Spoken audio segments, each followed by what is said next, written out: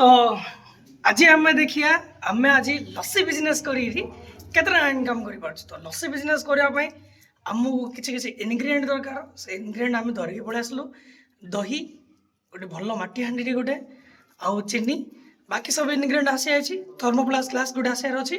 तो चलो देखा आज आम लस्सी बिकी केतना इनकम कर पार्छ। आम हांडी भी किना सहित अमूल दही अमूल क्षीर आम ए जाऊँ माँ भैरवी पाखक कहीं आज अच्छी संक्रांति से बहुत लोग आसते माँ दर्शन पाई। तो आम भी जीवु आज लोक मान सेवार 20 टंका ग्लास हिसाब से लस्सी गोटे गोटे ग्लास बिकी आस देखु आज दिन में आम केतटा ग्लास बिकी पार्छ।